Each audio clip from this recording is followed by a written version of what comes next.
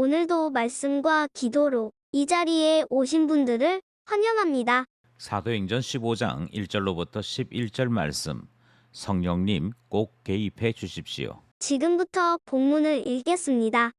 사도행전 15장. 어떤 사람들이 유대로부터 내려와서 형제들을 가르치되 너희가 모세의 법대로 할례를 받지 아니하면 능히 구원을 받지 못하리라 하니 바울 및 바나바와 그들 사이에 적지 아니한 다툼과 변론이 일어난지라. 형제들이 이 문제에 대하여 바울과 바나바와 및 그 중에 몇 사람을 예루살렘에 있는 사도와 장로들에게 보내기로 작정하니라. 그들이 교회의 전송을 받고 베니게와 사마리아로 다니며 이방인들이 주께 돌아온 일을 말하여 형제들을 다 크게 기쁘게 하더라.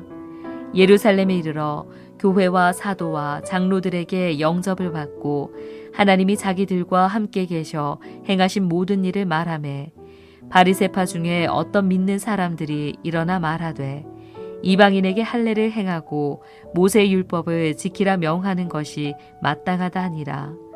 사도와 장로들이 이 일을 의논하러 모여 많은 변론이 있은 후에 베드로가 일어나 말하되 형제들아 너희도 알거니와 하나님이 이방인들로 내 입에서 복음의 말씀을 들어 믿게 하시려고 오래전부터 너희 가운데서 나를 택하시고 또 마음을 아시는 하나님이 우리에게와 같이 그들에게도 성령을 주어 증언하시고 믿음으로 그들의 마음을 깨끗이 하사 그들이나 우리나 차별하지 아니하셨느니라.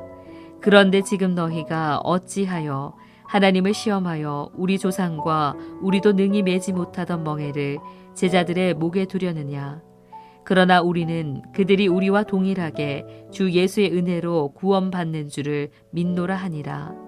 본문 전체 이해와 본문 해석입니다. 바나와 바울의 1차 전도 여행이 끝이 났습니다. 그리고 교회에 대해 보고하는 내용도 끝이 났지요.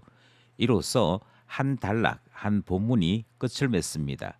그리고 오늘 본문은 새로운 사건을 소개하면서 전혀 새로운 한 단원이 출발을 하게 되는데요. 이 새로운 사건은 초대 교회 안에 복음에 대한 논쟁과 다툼이 일어나는 내용입니다.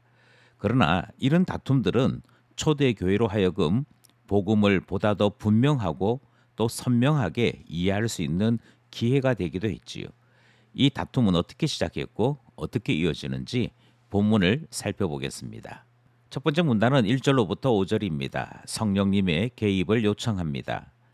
안디옥 교회에 어떤 사람들이 출연했습니다. 먼저 이들은 예루살렘 사람들이라 그렇게 소개하고 있죠. 그러니까 우리식으로 얘기하면 수도권에서 내려온 사람들 이렇게 이해할 수 있을 것 같습니다. 그런데 이들의 직업이 바리새인 출신이었다라고 성경이 기록하고 있습니다.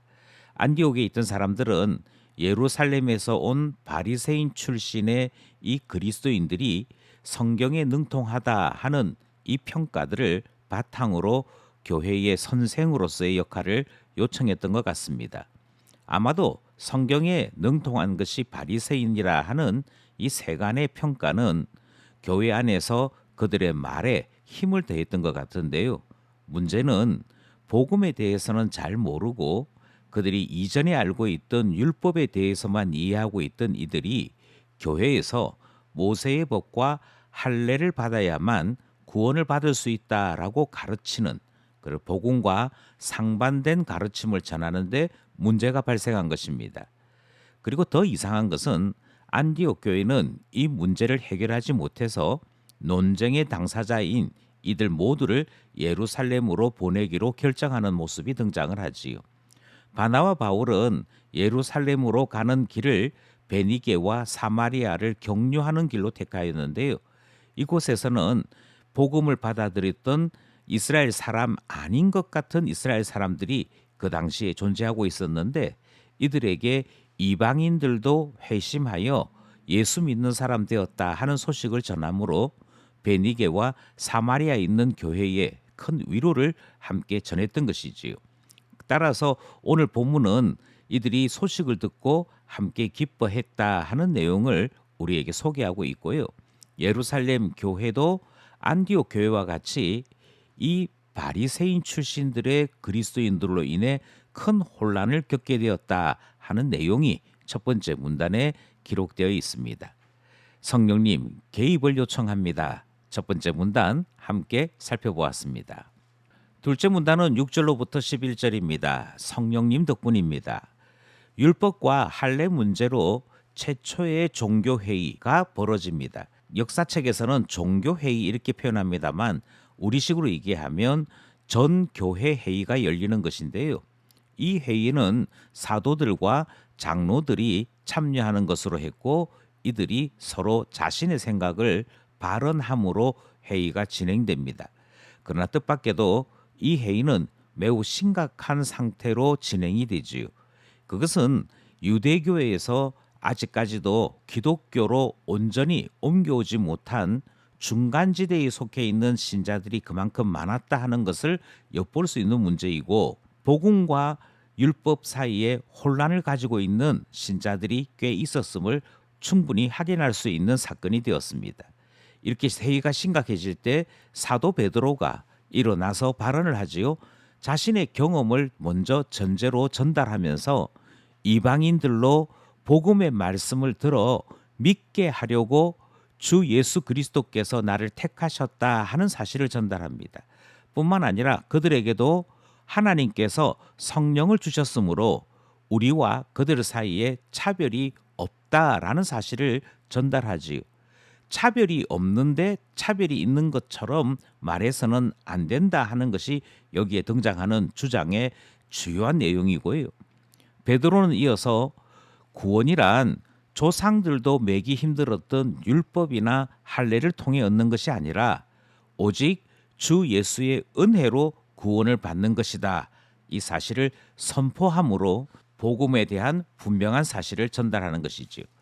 이 복음에 대한 선포가 담겨 있는 둘째 문단 살펴보았습니다. 말씀을 따라 기도하며 결단해 봅시다. 첫 번째 기도 제목은 세상의 직이나 권력을 여전히 부러워하는 마음들이 우리 안에 감춰져 있습니다.